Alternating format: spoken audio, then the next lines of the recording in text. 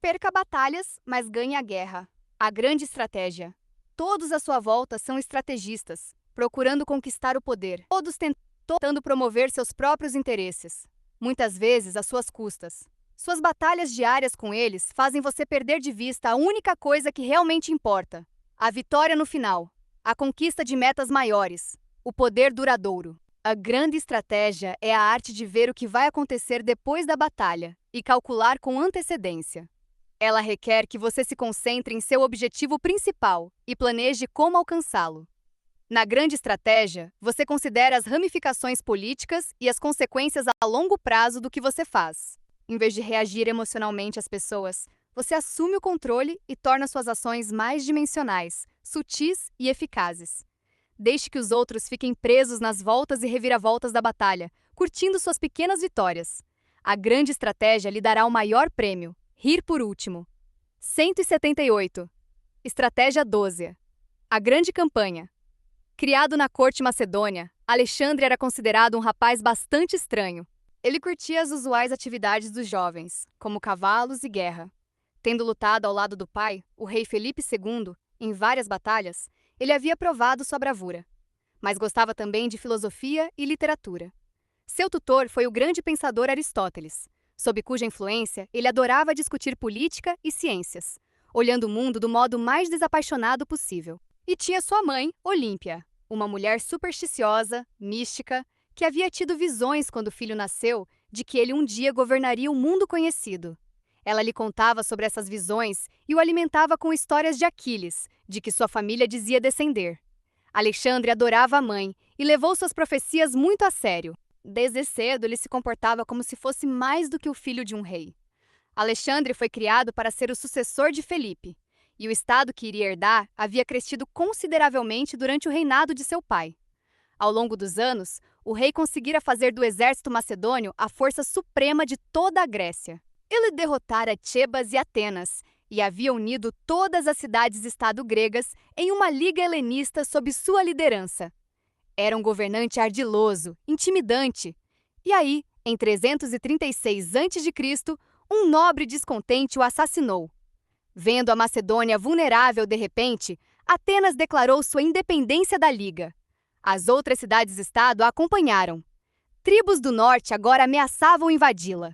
Quase da noite para o dia, o pequeno império de Felipe estava se desfazendo. Quando Alexandre subiu ao trono, tinha apenas 20 anos. E muitos o consideraram despreparado. Era uma hora ruim para aprender o ofício. Os generais e os líderes políticos macedônios teriam de colocá-lo sob suas asas. Eles o aconselharam a ir devagar, consolidar sua posição no exército e na Macedônia, e depois, aos poucos, reformar a liga por meio de força e astúcia. Isso era o que Felipe teria feito. Mas Alexandre não quis escutar. Ele tinha outro plano, ou assim parecia, sem dar a seus inimigos, de dentro e fora da Macedônia, tempo para se organizarem contra ele. Alexandre liderou o exército para o sul e reconquistou Tebas em uma série de manobras relâmpago. Em seguida, ele marchou sobre os atenienses, que, temendo sua vingança, pediram perdão e imploraram para serem readmitidos na liga. Alexandre concordou. O excêntrico jovem príncipe se revelara um rei corajoso e imprevisível, atacando quando não era esperado, mas tratando Atenas com inesperada misericórdia. Ele era difícil de entender, mas suas primeiras manobras como rei lhe haviam conquistado muitos admiradores. Seu movimento seguinte, entretanto, foi ainda mais estranho e audaz. Em vez de trabalhar para consolidar seus ganhos e reforçar a frágil liga, ele propôs lançar uma cruzada contra o Império Persa, o grande inimigo dos gregos.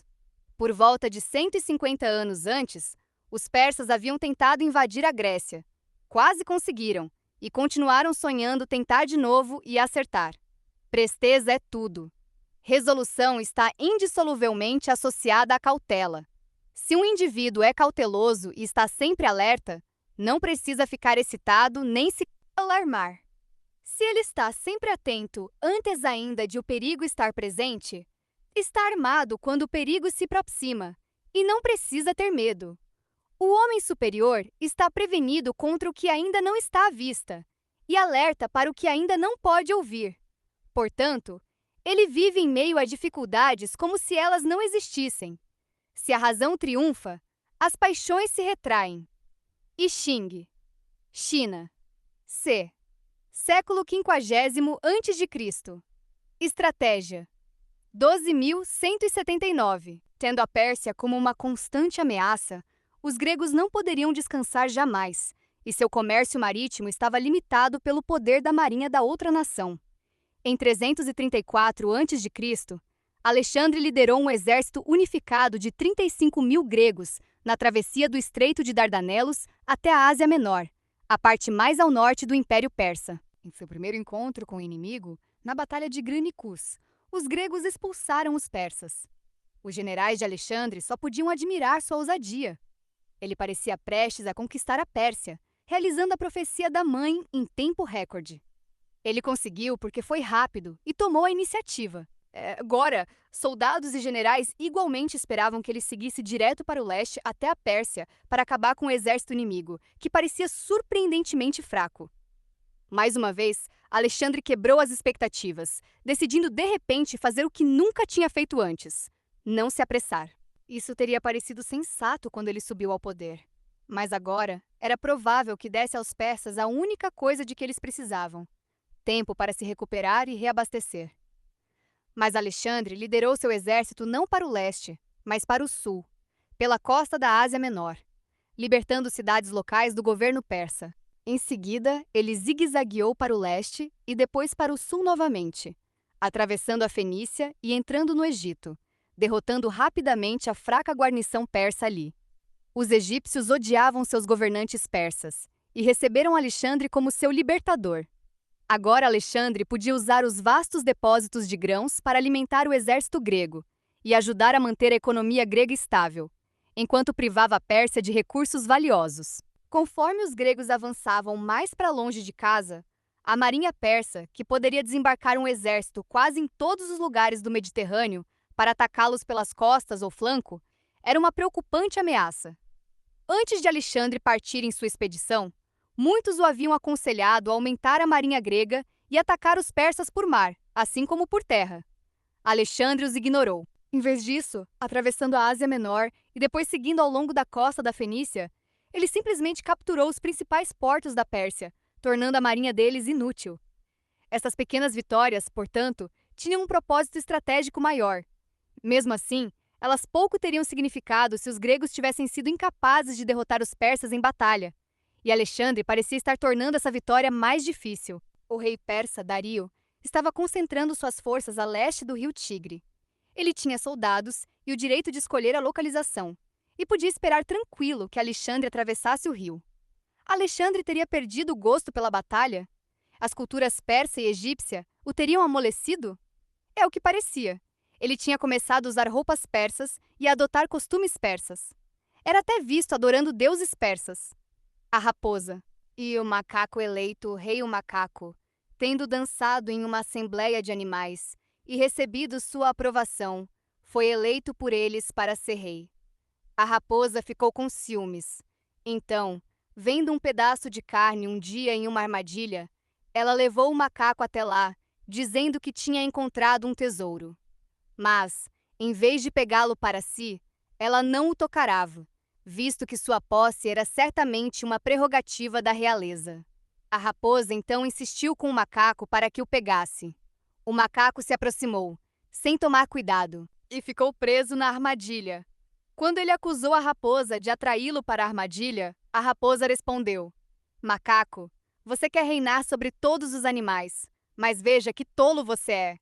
É assim que aqueles que se lançam em um empreendimento sem pensar não só fracassam, como até se tornam motivo de risos." Fábulas. Esopo. Século V, a.C., 180, Estratégia 12. Quando o exército persa recuou a leste do rio Tigre, grandes áreas do Império Persa tinham caído sob controle dos gregos. Alexandre passava uma boa parte de seu tempo ocupado não com guerras, mas com política, tentando ver como governar melhor estas regiões.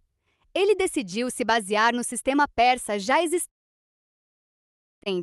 mantendo os mesmos títulos para funções na burocracia governamental, coletando o mesmo tributo que Dario havia recolhido.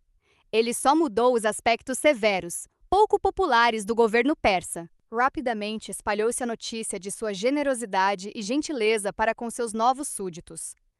Uma cidade após outra foram se rendendo aos gregos sem lutar, felizes demais por estarem fazendo parte do crescente império de Alexandre, que transcendia Grécia e Pérsia. Ele era o fator unificador, o Deus benevolente que tudo via. Finalmente, em 331 a.C., Alexandre marchou sobre a principal força persa em Arbela. O que seus generais não tinham entendido era que, privados de sua marinha, de suas ricas terras no Egito e do apoio e tributo de quase todos os seus súditos, o Império Persa já tinha ruído. A vitória de Alexandre em Arbela só confirmou militarmente o que ele já havia conseguido meses antes. Agora, ele era o governante do Império Persa outrora poderoso. Realizando a profecia de sua mãe, ele controlava quase todo o mundo conhecido. Interpretação às manobras de Alexandre o Grande desnorteavam sua equipe. Elas pareciam não ter nenhuma lógica, nenhuma coerência. Só mais tarde puderam os gregos olhar para trás e ver realmente sua magnífica façanha. Eles não o compreendiam porque Alexandre havia inventado uma maneira totalmente nova de pensar e agir no mundo. A arte da grande estratégia. Na grande estratégia, você olha além do momento presente, além de suas batalhas e preocupações imediatas. Você se concentra, de preferência, no que você quer obter no final. Controlando a tentação de reagir aos incidentes quando eles ocorrem, você determina cada uma de suas ações segundo seus verdadeiros objetivos. Você pensa não em termos de batalhas individuais, mas de uma campanha. Alexandre devia seu novo estilo de estratégia à sua mãe e a Aristóteles. A mãe havia lhe dado uma noção de destino e de meta: governar o mundo conhecido. Desde os 3 anos, ele podia ver mentalmente o papel que representaria aos 30. Com Aristóteles, ele aprendeu o poder de controlar suas emoções, ver as coisas desapaixonadamente, pensar antes nas consequências de seus atos. Trace os zigue-zagues das manobras de Alexandre, e você verá sua consistência de grande estratégia. Suas ações rápidas, primeiro contra Tebas, depois contra a Pérsia, funcionaram psicologicamente com seus soldados e seus críticos. Nada tranquiliza um exército mais rápido do que a batalha. A súbita cruzada de Alexandre contra os odiados persas foi perfeita para unir os gregos. Uma vez na Pérsia, entretanto, velocidade era a tática epistemologicamente falando, a origem de todas as visões errôneas na guerra está nas tendências idealistas e mecanicistas. Pessoas com essas tendências são subjetivas e unilaterais em sua forma de abordar problemas. Elas se entregam a conversas sem fundamento e puramente subjetivas, baseando-se em um único aspecto ou manifestação temporária, e ou ampliam com similar subjetividade para todo o problema. Somente nos opondo às tendências idealistas e mecanicistas, e assumindo uma visão geral ao analisarmos a guerra, podemos tirar conclusões corretas sobre a questão da guerra. Selected Military Writings, Mao Tse, Tung, 1893 a 1976. Estratégia 12. 181. Merrada. Se Alexandre tivesse avançado, teria se visto controlando muitas terras rápido demais. Correndo, ele teria esgotado seus recursos, e no vácuo de poder resultante, inimigos teriam brotado por toda parte. Melhor ir devagar, construir a partir do que estava ali, conquistar corações e mentes. Em vez de desperdiçar dinheiro construindo uma marinha, melhor simplesmente inutilizar a marinha persa. Para custear o tipo de campanha prolongada que traria o sucesso a longo prazo, primeiro apoderar-se das ricas terras do Egito. Nenhuma das ações de Alexandre era desperdiçada. Aqueles que viam seus planos darem frutos, como eles mesmos tinham sido incapazes de prever, pensavam que ele era uma espécie de deus. E certamente seu controle sobre acontecimentos em um futuro distante parecia mais divino do que humano. Para se tornar um grande estrategista na vida, você precisa seguir o caminho de Alexandre. Primeiro, esclareça sua vida. Decifre seu próprio enigma pessoal, determinando o que você está destinado a realizar. A direção para onde suas habilidades e talentos parecem estar empurrando você. Visualize a si mesmo cumprindo seu destino em gloriosos detalhes. Como Aristóteles aconselhou, esta ação me fará avançar para minha meta. Esta outra não me levará a lugar algum. Guiado por estes padrões, você não vai perder o rumo. Ignore a sabedoria convencional sobre o que você deveria ou não estar fazendo. Pode fazer sentido para algumas pessoas, mas não significa que tenha alguma relação com suas próprias metas e destino. Você precisa ter bastante paciência para tramar várias etapas à frente.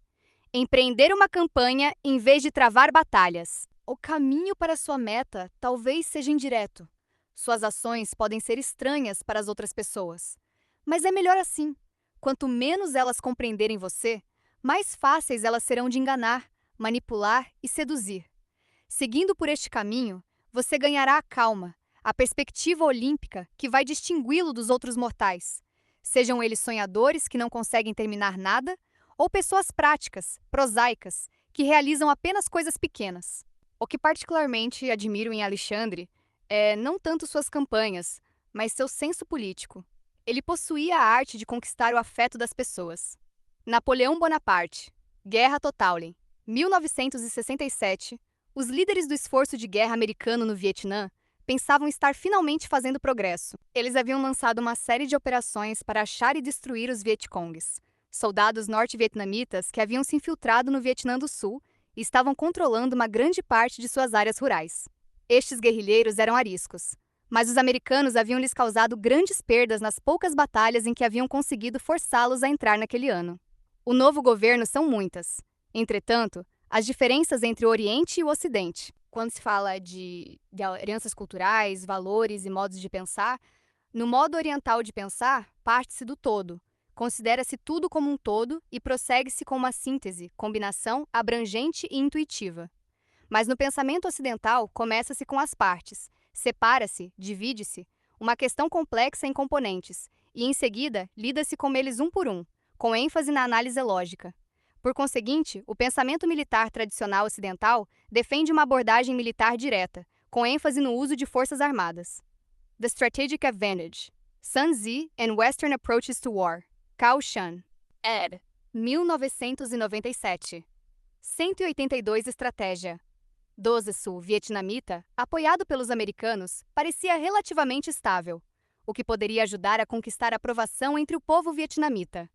Ao norte, bombardeios haviam derrubado muitos campos de aviação norte-vietnamitas e danificado seriamente sua força aérea. Embora demonstrações antibélicas estivessem acontecendo nos Estados Unidos, as pesquisas de opinião pública mostravam que a maioria dos americanos apoiava a guerra e acreditava que o fim estava próximo, visto que os Vietcongues e o exército norte-vietnamita haviam se mostrado bastante ineficazes em batalha frente a frente contra o vigor do poder de fogo e da tecnologia americana. A estratégia era atraí-los de algum modo para um grande confronto. Esse seria o momento decisivo da guerra. E no final de 1967, o serviço secreto indicou que os norte-vietnamitas estavam prestes a cair exatamente nesta armadilha. Seu comandante, o general Vo Nguyen Diap, planejava uma grande ofensiva contra os postos avançados da Marinha Americana em Quê Sang. Pelo visto, ele queria repetir seu grande sucesso, a Batalha de Dien Bien Phu, em 1954, quando derrotaram o exército francês, expulsando os franceses do Vietnã de uma vez por todas. Quê Sang era um ponto-chave avançado estratégico. Ficava a uns 22 quilômetros apenas da zona desmilitarizada que separava o Vietnã do Norte e o do Sul. Ficava também a 10 quilômetros da fronteira do Laos, local de um trecho da famosa trilha Ho Chi Minh, a rota de abastecimento norte-vietnamita para os Vietcongues no sul. O general William C. Westmoreland, o comandante-geral americano, estava usando o Quê Sang para monitorar as atividades inimigas ao norte e a oeste. Dien Bien Phu havia representado um papel semelhante para os franceses. E Diap tinha sido capaz de isolar o local e destruí-lo. Westmoreland não ia permitir que Diap repetisse a façanha. Ele construiu pistas de pouso bem protegidas ao redor de Quê Sang, garantindo o pleno uso de seus helicópteros e o controle aéreo. Convocou números substanciais de tropas do sul para a área de Quê Sang, caso precisasse delas. Pediu também mais 6.000 fuzileiros navais para reforçar o ponto avançado. Mas um grande ataque a Quê Sang não era nada que ele quisesse desencorajar. Em uma batalha frontal, o inimigo finalmente se exporia a uma séria derrota. Nas primeiras semanas de 1968, todos os olhos se voltaram para Quê Sang. A Casa Branca e a mídia americana tinham certeza de que a batalha que decidiria a guerra ia começar. Finalmente, ao alvorecer do dia 21 de janeiro de 1968, o exército norte-vietnamita desfechou um violento ataque. À medida que ambos os lados se entrincheiravam, a batalha virou um cerco. Logo depois que o confronto teve início, os vietnamitas estavam para comemorar o seu Ano Novo Lunar, o feriado chamado Tet. Era um período de festas, e em tempos de guerra era também um momento tradicional para se declarar trégua. Este ano não foi diferente. Ambos os lados concordaram em suspender a luta durante o Tet. Mas no dia 31 de janeiro, estratégia 12.183 de manhã cedo, o primeiro dia do Ano Novo, começaram a chegar relatórios de todo o Vietnã do Sul. Praticamente todas as principais cidades e vilas, assim como as bases americanas mais importantes, estavam sendo atacadas pelos Vietcongues. General do exército, acompanhando o padrão de ataque em um mapa, disse que parecia uma máquina de fliperama, acendendo a cada ataque de surpresa. Partes da própria Saigon haviam sido devastadas por soldados inimigos. Alguns deles tinham conseguido explodir o muro e entrar na embaixada dos Estados Unidos, o próprio símbolo da presença americana no Vietnã. Os fuzileiros navais recuperaram o controle da embaixada em uma luta sangrenta, que foi vista amplamente pela televisão nos Estados Unidos. Os Vietcongues também atacaram a estação de rádio da cidade, o Palácio Presidencial e o próprio recinto onde se encontrava alojado Westmoreland, na base aérea de Tan Son Nhut. A cidade rapidamente desceu para a luta e o caos nas ruas. Fora de Saigon, cidades da província também foram sitiadas. Mais importante foi a captura pelos norte-vietnamitas de Hue, a antiga capital vietnamita reverenciada pelos budistas. Os insurgentes conseguiram assumir o controle de toda a cidade, praticamente. Enquanto isso, os ataques a Khe Sanh continuavam em ondas. Era difícil para Westmoreland dizer qual era o alvo principal. As batalhas ao sul eram simplesmente um meio de afastar as forças de Khe Sanh, ou seria o contrário. Em poucas semanas, em todas as partes do Vietnã do Sul, os americanos prevaleceram, reassumindo o controle de Saigon e garantindo suas bases aéreas.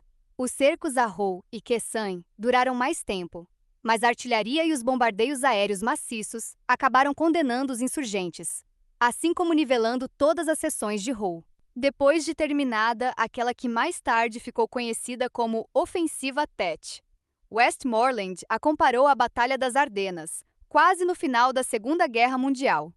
Ali, os alemães tinham conseguido surpreender os aliados, confundindo uma ousada incursão no leste da França. Nos primeiros dias, eles haviam avançado rapidamente, criando pânico, mas assim que os aliados se recuperaram, conseguiram empurrar os alemães de volta. E no final ficou evidente que a batalha era o dobre de finados militar dos alemães, seu último tiro. O mesmo acontecia, Westmoreland argumentou, com o exército norte-vietnamita em Khe Sanh e os Vietcongues em todo o sul. Eles haviam sofrido baixas terríveis, muito mais do que os americanos. De fato, toda a infraestrutura Vietcong havia sido aniquilada. Eles jamais se recuperariam. Finalmente o inimigo se revelara e fora seriamente derrotado. Os americanos pensaram que Tet tinha sido um desastre tático para o norte. Mas outro ponto de vista começou a vazar lentamente de casa. O drama na embaixada dos Estados Unidos, o cerco de Hue e os ataques às bases aéreas tinham mantido milhões de americanos grudados em seus aparelhos de televisão. Até então, os Vietcongues tinham operado principiando crescema sombria, inércia, obscuridade e a inatividade, negligência e ilusão surgem. Quando prevalece a lucidez, o eu cujo corpo morre entra nos mundos imaculados daqueles que conhecem uma realidade. Quando ele morre em paixão, nasce entre amantes de ação. Assim, quando ele morre em sombria inércia, nasce no ventre da loucura. O fruto da boa conduta é puro e imaculado, dizem. Mas o sofrimento é fruto da sombria inércia. Da lucidez nasce o conhecimento. Da paixão vem a ganância. Da sombria inércia vem a negligência, a ilusão e a ignorância. Homens que são lúcidos sobem. Homens de paixão ficam no meio. Homens de sombria inércia, presos em estilos vis, afundam. The Bhagavad Gita. Krishna's Counsel in Time of War. C. século 1000 D. Prajgtisto.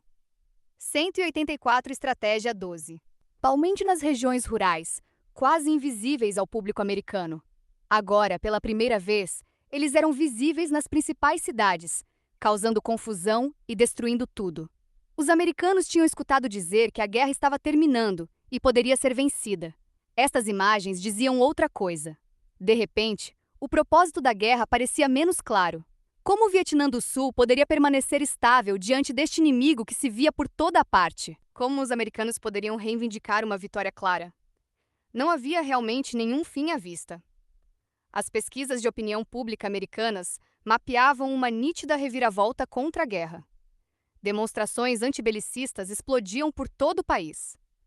Os conselheiros militares do presidente Lyndon Johnson, que vinham lhe dizendo que o Vietnã do Sul estava sendo controlado, agora confessavam não estarem mais tão otimistas. Nas primárias democráticas de New Hampshire, naquele mês de março, Johnson ficou atônito com sua derrota para o senador Eugene McCarthy, que havia galvanizado o crescente sentimento contra a guerra.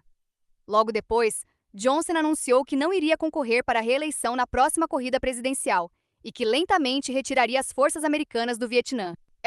Ofensiva Tet foi, na verdade, um momento decisivo na Guerra do Vietnã, mas não na direção que Westmoreland e sua equipe haviam previsto.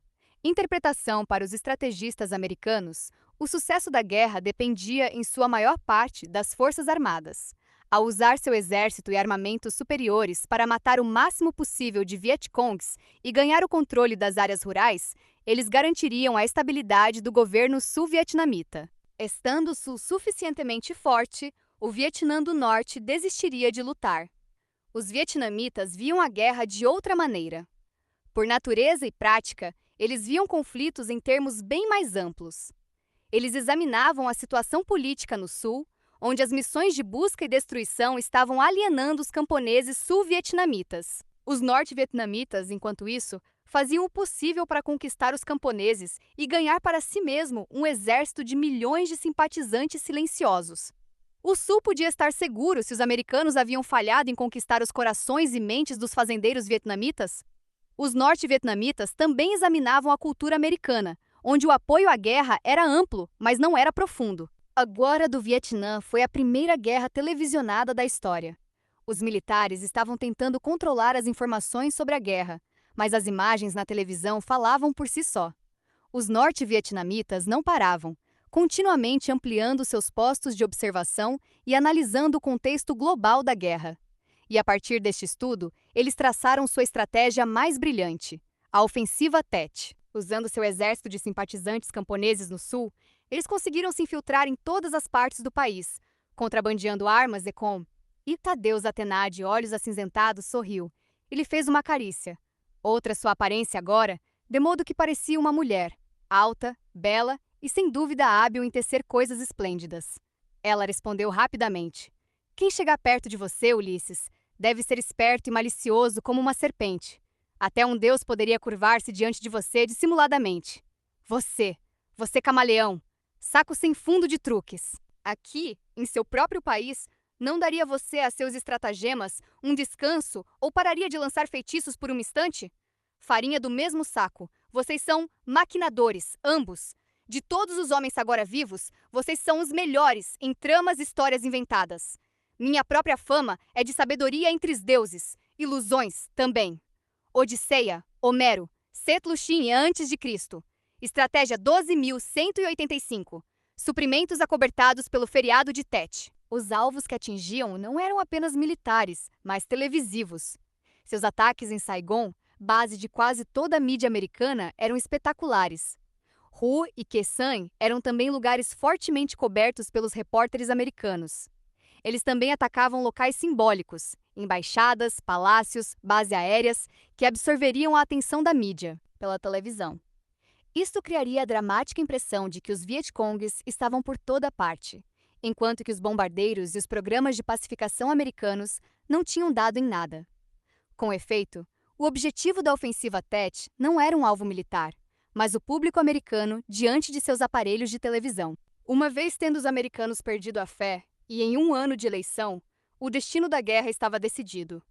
Os norte-vietnamitas não precisavam vencer uma única batalha campal, e de fato eles jamais venceram. Mas ao estender sua visão do campo de batalha para a política e a cultura, eles ganharam a guerra. Tendemos sempre a olhar para o que nos é mais imediato, tomando o caminho mais direto para alcançarmos nossos objetivos e tentando ganhar a guerra vencendo o máximo possível de batalhas. Pensamos em termos pequenos, no nível micro, e reagimos a acontecimentos presentes. Mas esta é uma estratégia banal. Nada na vida acontece isoladamente. Tudo está relacionado a todas as outras coisas e tem um contexto mais amplo. Esse contexto inclui pessoas fora de seu círculo imediato, a quem suas ações afetam, o público em geral, o mundo inteiro. Ele inclui a política, pois todas as escolhas na vida moderna têm ramificações políticas. Ele inclui cultura, mídia, o modo como o público vê você. Sua função como um grande estrategista é ampliar sua visão em todas as direções. Não só olhar mais adiante para o futuro, mas também ver melhor o mundo a seu redor, melhor do que seu inimigo. Suas estratégias se tornarão insidiosas e impossíveis de frustrar. Você será capaz de utilizar as relações entre o que está acontecendo, uma batalha preparando a outra, um golpe cultural armando um golpe político. Você trará a guerra para arenas que seus inimigos ignoravam, apanhando-os de surpresa. Somente a grande estratégia é capaz de produzir grandes resultados. A guerra é a continuação da política por outros meios. Carl von Clausewitz. Chaves para a guerra. Milhares de anos atrás, nós, humanos, nos elevamos acima do mundo animal e não olhamos para trás, figurativamente falando. A chave para este avanço evolutivo foi nosso poder de visão, a linguagem e a capacidade de raciocinar que ela nos deu, deixando-nos ver melhor o mundo a nosso redor. Para se proteger de um predador, um animal dependia de seus 186 estratégias dosetidos e instintos. Ele não podia ver que estava para acontecer, ou a outra extremidade da floresta.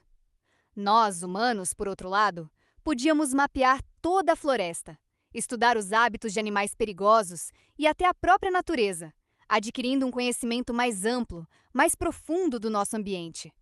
Podíamos ver perigos se aproximando antes que eles existissem. Esta visão expandida era abstrata. Enquanto um animal estava preso no presente, nós podíamos ver o passado e vislumbrar o futuro, até onde nossa razão nos levasse. Nossa visão se expandiu mais e mais no tempo e no espaço, e acabamos dominando o mundo. Em algum ponto ao longo da linha, entretanto, paramos de evoluir como criaturas racionais. Apesar de nosso progresso, existe sempre uma parte de nós que permanece animal, e essa parte animal pode responder apenas ao que é mais imediato em nosso ambiente. Ela é incapaz de pensar além do momento. O dilema ainda nos afeta. Os dois lados de nosso caráter, racional e animal, estão constantemente em guerra, tornando quase todas as nossas ações desajeitadas. Nós raciocinamos e planejamos para alcançar um objetivo, mas no calor da ação ficamos emotivos e perdemos a perspectiva. Usamos esperteza e estratégia para agarrar o que queremos, mas não paramos para pensar se o que queremos é necessário ou que consequências isso terá. A visão ampliada que a racionalidade nos dá, muitas vezes, fica eclipsada pelo animal emocional, reativo interior, o lado mais forte de nossa natureza. Mais do que nós hoje, os gregos antigos estavam próximos da passagem da raça humana de animal para racional. Para eles, nossa natureza dual nos fazia trágicos, e a origem da tragédia era a visão limitada.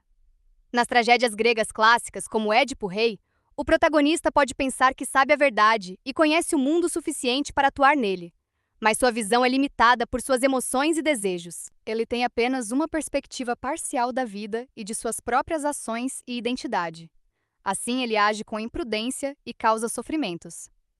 Quando Édipo finalmente compreende seu próprio papel em todos os seus infortúnios, arranca fora seus olhos, símbolos de sua trágica limitação. Ele pode ver o mundo lá fora, mas não dentro de si mesmo. Os gregos, entretanto, também reconheceram o potencial para uma possibilidade humana superior. Muito acima da esfera dos mortais estavam os deuses do Olimpo, que tinham visão perfeita do mundo, tanto do passado como do futuro. E a raça humana tinha algo em comum com eles, assim como com os animais. Nós éramos não só em parte animais, como em parte divinos. Além do mais, aqueles capazes de ver mais longe do que os outros, de controlar sua natureza animal e pensar antes de agir, eram humanos da espécie mais profundamente humana, os mais capazes de usar os poderes da razão que nos separa dos animais. Em oposição à estupidez humana, os gregos imaginaram uma prudência humana ideal. Seu símbolo era Ulisses, que sempre pensava antes de agir.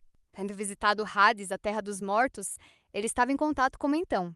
Ele viu Ulisses e perguntou: "Agora fale-me sobre este, querida criança. Mais baixo que Agamenon por uma cabeça, porém mais largo de ombros e peito.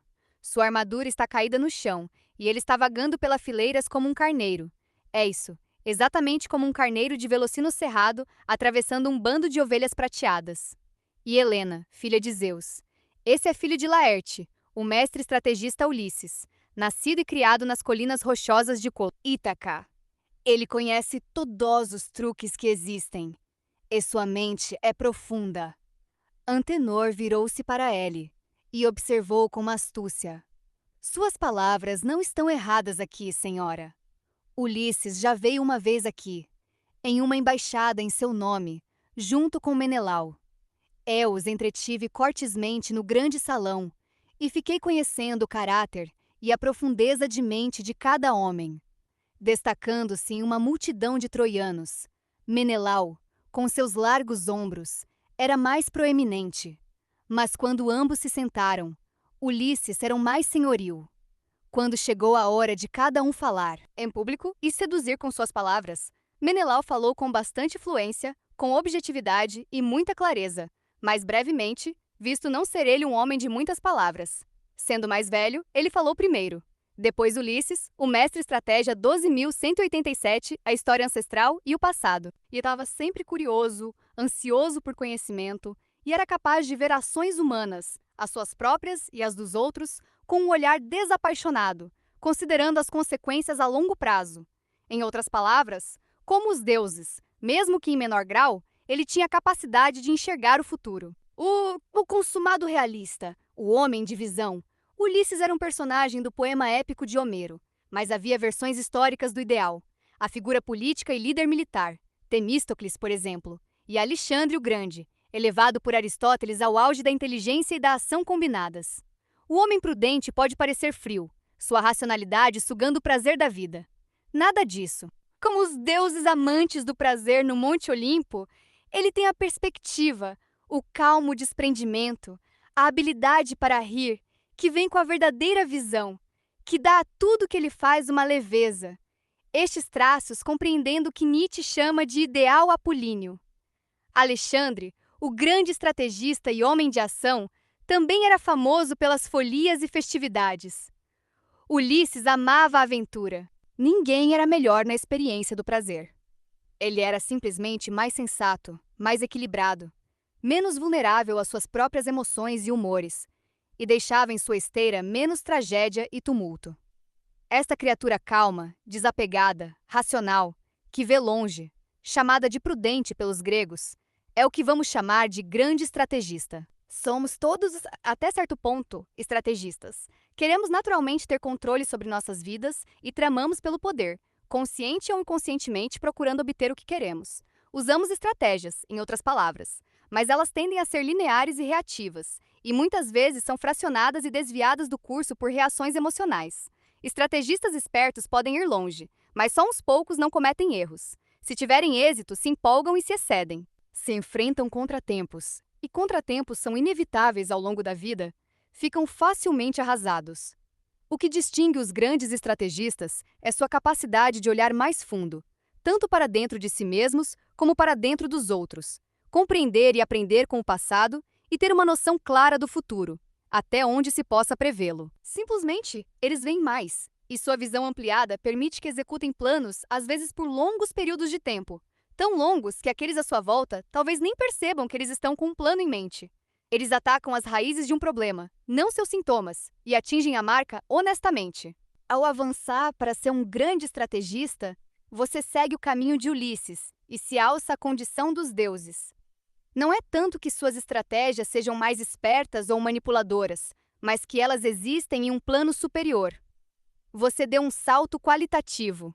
Em um mundo onde as pessoas são cada vez mais incapazes de pensar nas consequências, são mais animais do que nunca, a prática da grande estratégia o colocará instantaneamente acima dos outros. Estrategista levantou-se rapidamente, mas ficou só ali, os olhos fixos no chão. Ele não moveu seu bastão para a frente ou para trás, mas segurou-o firme. Você teria pensado que ele era um indivíduo grosseirão, idiota, sem nenhuma inteligência. Mas quando ele abriu a boca e projetou sua voz, as palavras caíram como flocos de neve em uma nevasca. Nenhum mortal poderia ter rivalizado como Ulisses então. e nós não podemos mais culpá-lo por sua aparência. Ilíada, Homero, CS Necusifetsiono, 188. Estratégia 12. Ser um grande estrategista não implica anos de estudo ou uma total transformação de sua personalidade. Significa apenas utilização mais eficaz do que você tem: sua mente, sua racionalidade, sua visão. Tenho evoluído como uma solução para o problema da guerra? A grande estratégia é um conceito militar, e um exame de seu desenvolvimento histórico revelará a chave para fazer com que ela funcione para você no dia a dia. Nos primórdios da história da guerra, um governante ou general que entendesse de estratégia podia exercer o poder. Ele podia vencer batalhas, construir um império ou pelo menos defender sua própria cidade ou estado. Mas problemas surgiam com a estratégia neste nível. Mais do que qualquer outra atividade humana, a guerra confunde as emoções, agita o animal interior. Ao tramar uma guerra, um rei dependeria de coisas como seu conhecimento do terreno e sua compreensão tanto das forças inimigas quanto das suas. Seu sucesso dependeria de sua habilidade para ver as coisas com clareza. Mas esta visão provavelmente estaria obscurecida. Ele tinha emoções às quais reagir, desejos a realizar. Ele não podia pensar totalmente em seus objetivos. Querendo vencer, ele subestimaria a força do inimigo ou superestimaria a sua. Ao invadir a Grécia em 480 a.C., Xerxes, da Pérsia, pensava ter um plano perfeitamente racional. Havia muitas coisas que ele não levara em conta, e deu-se o desastre. Outros governantes, na verdade, venceram suas batalhas só para se embriagarem com o sucesso e não saberem mais parar, provocando ódio, desconfiança e o desejo de vingança implacáveis à sua volta, culminando em guerra em várias frontes e na derrota total, como na destruição do belicoso Império Assírio, com sua capital Nínive eternamente enterrada na areia. Em casos assim, a vitória na batalha resultou apenas em riscos, expondo o conquistador a desastrosos ciclos de ataques e contra-ataques. Na antiguidade, estrategistas e historiadores, de Sun Tzu a Tucídides, tiveram consciência deste padrão autodestrutivo recorrente na guerra e começaram a inventar modos mais racionais de lutar. O primeiro passo foi pensar além da batalha imediata. Supondo que você saísse vencedor, como isso deixaria em melhor ou pior situação? Para responder esta pergunta, o lógico era pensar com antecedência a partir da terceira e da quarta batalhas, que se conectavam como elos em uma corrente. O resultado foi o conceito de campanha, no qual o estrategista define um objetivo realístico e trama antes as várias etapas para chegar até lá. Batalhas individuais são importantes apenas porque preparam as próximas até o fim. Um exército pode até intencionalmente perder uma batalha como parte de um plano a longo prazo. A vitória que importa é a da campanha como um todo, e tudo está subordinado a esse objetivo. Este tipo de estratégia representou um avanço qualitativo. Pense em um jogo de xadrez, quando o grande mestre, em vez de se concentrar apenas no movimento prestes a acontecer e de fazê-lo unicamente em reação ao que o outro jogador acabou de executar, deve visualizar todo o tabuleiro com bastante antecedência, traçando uma estratégia esquecendo nossos objetivos. Durante a viagem, costumamos esquecer seu objetivo. Quase todas as profissões são escolhidas e iniciadas como um meio para atingir um fim, mas continuaram sendo um fim em si mesmas. Esquecer nossos objetivos é o mais frequente de todos os atos de estupidez. Friedrich Nietzsche, 1844 a 1900. Estratégia 12.189. Global. Usando os movimentos dos peões agora para armar aqueles das peças mais poderosas mais à frente. Pensar em termos de campanha deu à estratégia uma nova profundidade. O estrategista usava cada vez mais o mapa. A guerra neste nível exigia que o estrategista pensasse profundamente em todas as direções antes de iniciar uma campanha. Ele tinha de conhecer o mundo. O inimigo era apenas uma parte do contexto. O estrategista também tinha de prever as reações de aliados e países vizinhos. Qualquer passo em falso com eles, e todo o plano poderia se revelar. Ele tinha de imaginar a paz depois da guerra. Ele tinha de saber do que seu exército era capaz ao longo do tempo e pedir nada mais do que isso. Ele tinha de ser realista. Sua mente tinha de se expandir para enfrentar as complexidades da tarefa, e tudo isto antes de trocar um único golpe. Mas pensar estrategicamente neste nível gerava benefícios sem fim. Uma vitória no campo de batalha não seduziria o líder para um movimento impensado que pudesse no futuro ser um obstáculo para a campanha. Nenhuma derrota o deixaria irritado quando algo inesperado acontecesse, e o inesperado é de se esperar na guerra. A solução que ele improvisasse para enfrentá-lo teria de estar de acordo com as metas no horizonte distante. A subordinação de suas emoções ao pensamento estratégico lhe daria mais controle no curso da campanha. Ele manteria sua perspectiva no calor da batalha. Ele não seria apanhado no padrão reativo e autodestrutivo que destruíra tantos exércitos e estados. Este princípio de campanha só foi batizado com o nome de Grande Estratégia em uma época relativamente recente, mas já existia de várias formas desde os tempos antigos. Ela é nitidamente visível na conquista da Pérsia por Alexandre, no controle de vastos territórios com pequenos exércitos pelos impérios romano e bizantino, nas disciplinadas campanhas dos mongóis, na derrota da armada espanhola pela rainha Elizabeth Prista, nas campanhas brilhantemente concebidas do Duque de Marlborough contra os Habsburgos. Em épocas modernas, a derrota primeiro dos franceses, depois dos Estados Unidos, para o Vietnã do Norte, neste último caso sem vencer uma única batalha importante, deve-se considerar como um consumado uso da arte. A história militar mostra que o segredo da grande estratégia, o que a separa da estratégia simples de fundo de quintal, é sua particular qualidade de previsão. Grandes estrategistas pensam e planejam bem mais adiante no futuro, antes de agir. Nem o planejamento deles é apenas uma questão de acumular conhecimentos e informações. Trata-se de olhar para o mundo com um olhar desapaixonado, pensar em termos da campanha, planejar etapas indiretas, sutis, ao longo do caminho, cujo propósito possa apenas gradualmente se tornar visível aos outros. Não só este tipo de planejamento engana e desorienta o inimigo. Para o estrategista, ele tem os efeitos psicológicos de acalmar, de dar uma noção de perspectiva, de permitir a flexibilidade para mudar na hora certa, sem perder de vista que extreme extreme contra o que é difícil, enquanto ele permanece fácil. Haja contra o grande, enquanto ele ainda é pequeno. Questões difíceis de um extremo a outro do reino invariavelmente começam com o que é fácil. Grandes questões de um ponto a outro do reino inevitavelmente começam com o que é pequeno. Por esta razão,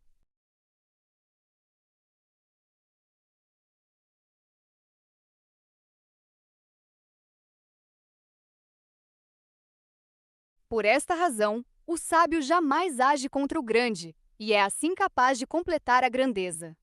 O que é tranquilo permanece facilmente compreendido. O que ainda não foi traído por sinais é fácil de se tramar contra. O frágil é facilmente dividido. O diminuto é facilmente espalhado. Haja sobre eles antes que atinjam o ser. Controle-os antes que se tornem caóticos. Árvores que requerem ambos os braços para serem abraçadas nascem de mudas insignificantes. Uma torre de 9 andares começa com um pequeno acúmulo de terra. Uma jornada de milhares de quilômetros começa debaixo de seus pés. Tao Te Ching, Lao Tzu, c. 551 a 479 a.C. O javali e a raposa. Um javali estava afiando as presas no tronco de uma árvore um dia. Uma raposa lhe perguntou por que ele fazia isto se não havia nenhum caçador ou perigo que o ameaçasse. Faço isso por uma boa razão, ele respondeu. Porque se eu for surpreendido de repente por um perigo, não terei tempo de afiar as minhas presas. Mas agora eu as terei prontas para cumprir seu dever. A fábula mostra que não é bom esperar até que o perigo apareça para se preparar. Fábulas. Esopo, século V. O objetivo básico. Emoções são mais fáceis de controlar. A visão enxerga mais longe e melhor. A grande estratégia é o auge da racionalidade. A grande estratégia tem 4 postulados principais, extraídos, abaixo, de casos reais dos praticantes mais bem-sucedidos na arte. Quanto mais você conseguir incorporar estes princípios a seus planos, melhores serão os resultados. Concentre-se em seu objetivo maior, seu destino. O primeiro passo para ser um grande estrategista, aquele que fará tudo mais entrar nos eixos, é começar tendo em mente um objetivo claro, detalhado, premeditado, que esteja enraizado na realidade. Costumamos imaginar que geralmente operamos com base em uma espécie de plano, que temos metas que tentamos alcançar, mas em geral nos enganamos. O que temos não são metas, mas desejos. Nossas emoções nos contagiam com desejos vagos. Queremos fama, sucesso, segurança, algo grande e abstrato. Esta nebulosidade desequilibra nossos planos desde o início e os coloca em um curso caótico. O que tem distinguido todos os grandes estrategistas da história, e pode distinguir você também, são metas específicas, detalhadas, focalizadas.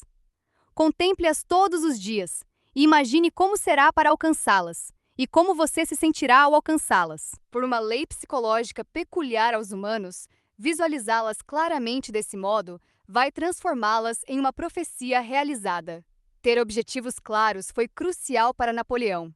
Ele visualizava seus objetivos em intensos detalhes.